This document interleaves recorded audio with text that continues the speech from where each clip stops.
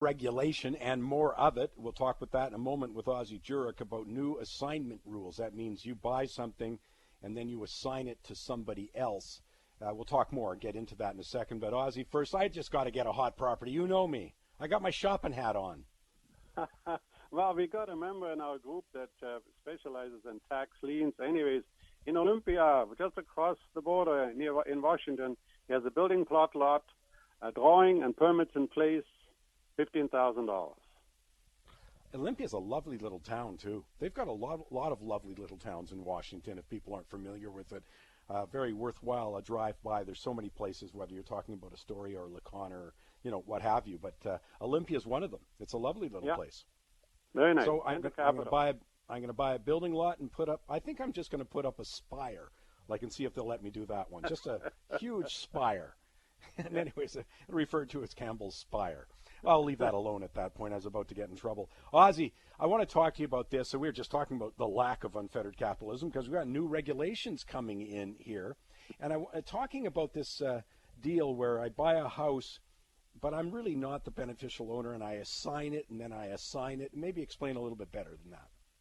Well, actually, Mike, assigning one's right to a contract is legitimate. I mean, it's allowed by common law and also by Section 36 of the BC Law and Equity Act. But as of May 16, the BC government will now add something new, and that's requiring contracts that are prepared by real estate licensees to state that the seller and the buyer agree that this contract, A, must not be assigned without the written consent of the seller, and B, the seller is entitled to any profit resulting from an assignment of the contract by the buyer.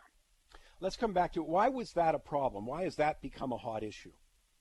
Well, there was, of course, we have a lot of shadow flipping. We talked about it last week where a realtor assigns a contract to another realtor maybe or a friend at a different price, and then they pick up not only the commission but also the difference in price.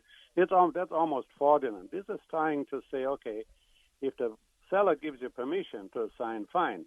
But he must be informed. He must have benefit of individual advice. And in fact, the BC Real Estate Association now will make all licensees add that clause I just read into the residential and, by the way, the commercial contract of sale as well.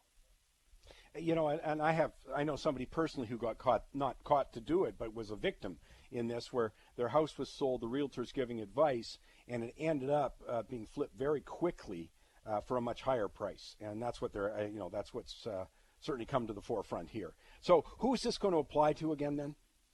Well, it's essentially all residential and commercial contracts of buying and selling. But the twist is that the developments, such as pre-sale condos, are not included. The Real Estate Council and the Ministry of Finance confirmed that. And the reason there is that it contains an exemption for developers because they generally don't need the same kind of protection as consumers. And often developers are pre-sold and some sort of assignment term is standard because developers get maybe an assignment fee of 1 or 2%. And then let's face it, if the buyer is wrong and the market goes against them, they lose money. Well, the developer also might pick up their down payment.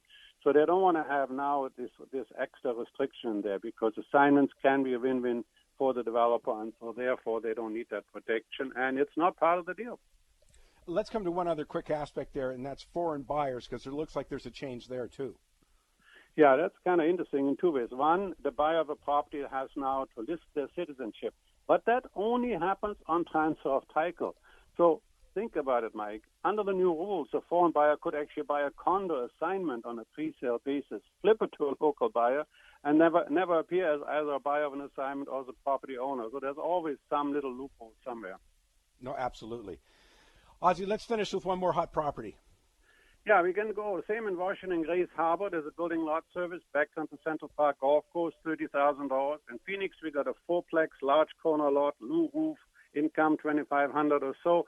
Price is $265,000 US. And finally, in Prince George, a duplex, great condition, solid cash flow, long-term tenants, $199,900. Wow. Okay, you've given me something to do, and that is to go to Jurock.com. You click on the hot property button. These are just things that Ozzie looks at and says, hey, that's of interest, and then that's your starting point for checking it out personally. And, of course, I don't know how it fits within your overall investment portfolio, but something to certainly keep in mind. But, as I say, these are all looking just interesting to Ozzie at this point, and do your own due diligence. Ozzie, thank you for taking the time. Great to have you. Nice to be on. Take care.